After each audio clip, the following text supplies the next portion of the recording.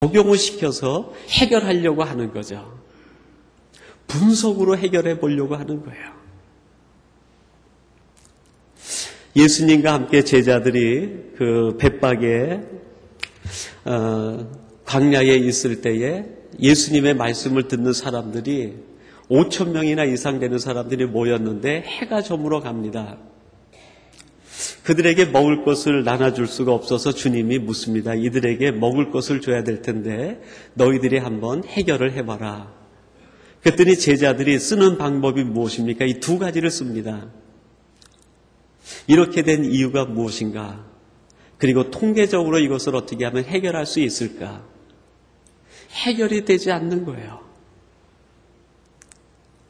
이때 하나님께서 우리에게 주시는 제3의 방법을 제시하고 계시는데 그것이 뭡니까? 그 문제에다가 십자가를 집어넣는 거예요. 십자가를 던져넣는 거예요.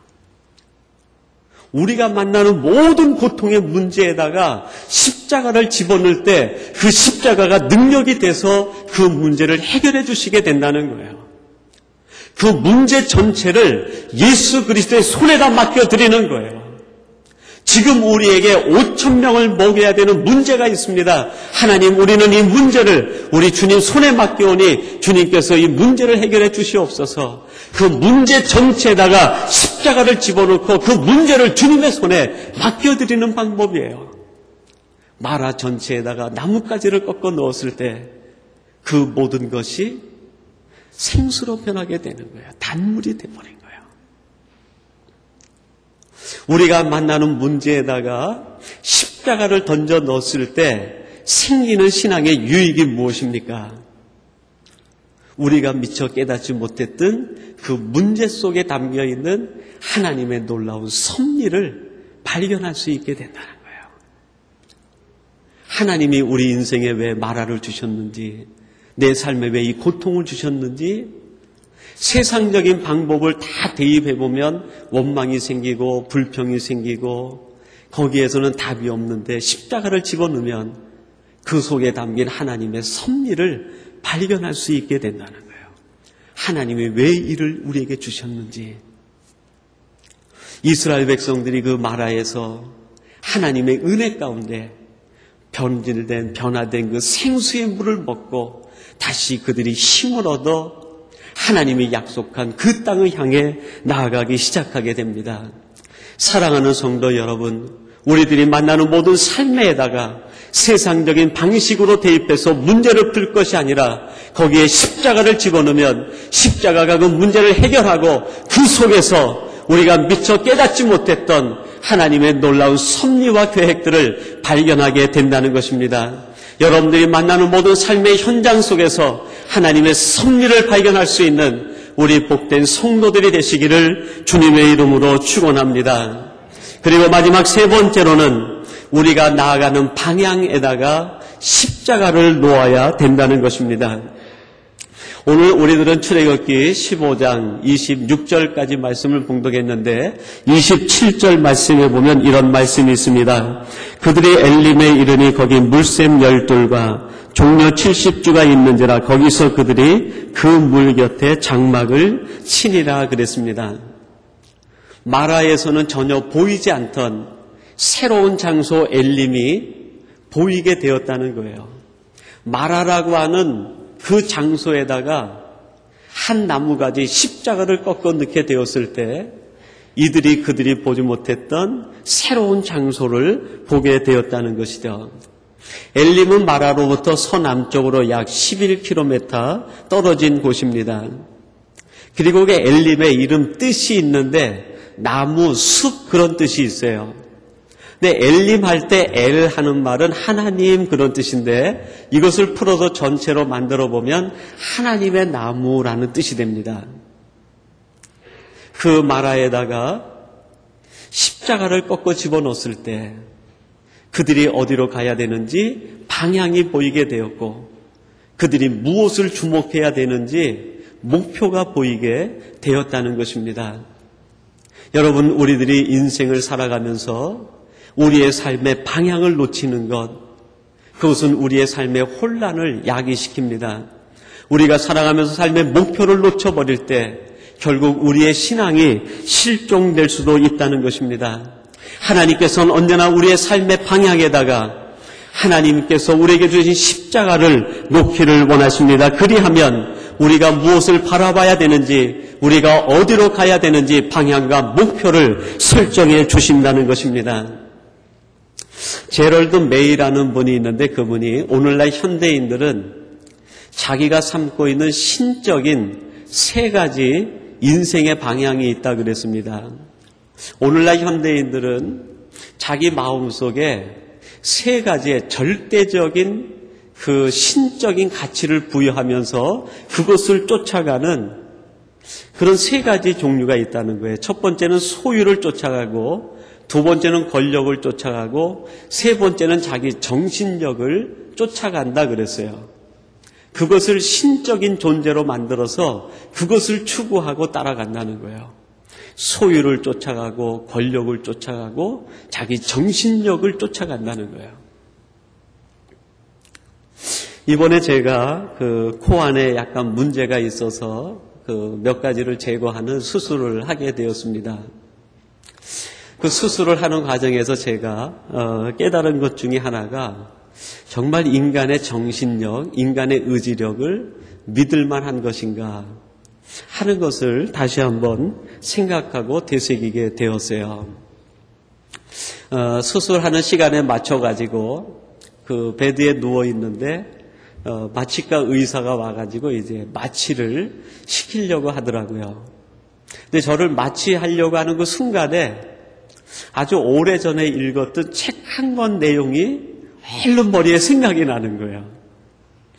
그 책 내용이 뭐냐면은 의학에 관한 건데요. 수술 중 각성이라는 것을 주제로 한 책 내용입니다. 그 내용이 뭐냐면 마취를 할 때 정신력이나 의지력이 강한 사람은 몸은 마취가 되는데 의식이 마취가 안 된다는 거예요. 정신력이 깨어 있다는 거예요. 그래서 몸이 마비가 됐는 줄 알고 마취가 됐는 줄 알고 수술을 하게 되면 그 수술하는 고통을 의식이 전부 느끼고 있다는 거죠. 그리고 그 책 밑에다가 통계를 내놨는데 미국에서 1000명 중에 1명꼴로 이 수술 중 각성이라는 현상이 일어나게 된다는 거예요. 그 책을 본 지가 꽤 오래되는데요. 전부 잊어버리고 있었는데 내가 딱 누워서 그 선생님이 마취하려고 하니까 그게 번쩍 생각이 나더라고요. 그러면서 내가 수술 중 각성이 되면 어떡하나. 이제 너무 아플 텐데. 그러면서 지난번 작년에 우리 부역장님들 또 우리 항전직들이 함께 페이스 미션에 가가지고요. MBTI 적성검사 훈련을 받았습니다. 그래서 그 성격 유형도 쭉 정해보고 그 사람의 정신적인 특징이나 장점들 이런 것들을 체크하는 훈련을 했어요.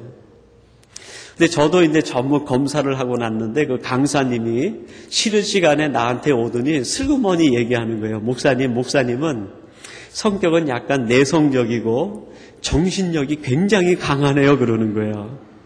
정신력이 보통 사람의 2배 이상이 된다는 거예요. 의지력이 있어도 뭘 해야 된다면 반드시 하고 마는 그런 성격이라는 거예요. 근데 그게 또 그 순간에 딱 생각이 나는 거예요.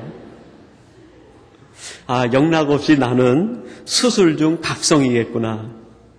막 그런 불안감이 생기면서 마취가 시작이 됐는데 한참 지나가지고요. 갑자기 누가 옆에서 미스터리 하고 부르는 거예요. 깜짝 놀라서 대답을 하고 깨보니까 수술이 다 끝났더라고요. 그 순간에 제가 느낀 첫 번째 느낌이 그런 거였어요. 인간의 의지, 인간의 정신력이 얼마나 약한 것인가. 10분도 안 되는 마취제 흡입을 하고서 정신력이 사라져 버리는 거예요. 인간의 모든 의지력이 사라져 버리는 거예요. 그런데 지금도 이 땅에 수많은 사람들이 자기 인생의 방향을 소유에다 두고 권력에다 두고 자기 의지력에다 두고 그것을 쫓아가는 거예요. 그것이 얼마나 맹랑한가 하는 것을 철저하게 수술을 하면서 느꼈어요. 깨어나면서 제가 그런 마음에 결심을 했습니다. 이제 내 중심에는 오직 십자가만 모시고 살아가야 되겠다.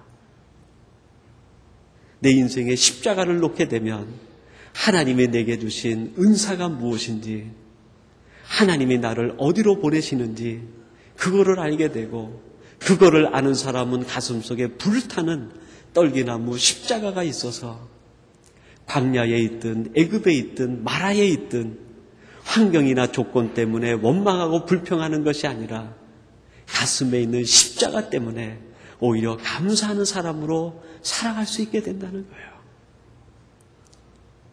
그 십자가를 고통의 문제에다 집어넣게 되면 그 문제가 해석이 되고, 오히려 그 문제 자체가 에너지로 변해서 우리를 비상하게 만드는 힘으로 바꾸어지게 된다는 거예요. 얼마만큼 많은 고통의 스트레스가 있느냐에 따라서 그것이 변하기만 하면 에너지로 폭발적인 능력이 된다는 거예요. 우리를 비상하게 만드는 능력원이 된다는 거예요. 그리고 십자가를 우리 삶의 방향에다 놓으면 우리가 어디로 가야 되는지, 그리고 우리가 무엇을 바라봐야 되는지 방향과 각도가 설정이 되어진다는 거예요. 사랑하는 성도 여러분, 우리가 살아가는 삶의 환경이 마라와 같다 할지라도 우리를 치료하러 오신 예수 그리스도, 그분을 마음에 모시고 그 십자가를 마음에 품고 나갈 때 하나님께서 우리에게 알맞은 날개를 주시고 필요한 압력을 주시고 비전을 주셔서 우리를 제3의 민족으로 하나님의 품속을 비행하며 살아가는 하나님의 사람들이 되게 해주실 줄로 믿습니다. 하나님의 품속을 비행하시는, 하나님의 계획을 비행하는 우리 복된 성도들이 되시기를 주님의 이름으로 축원합니다.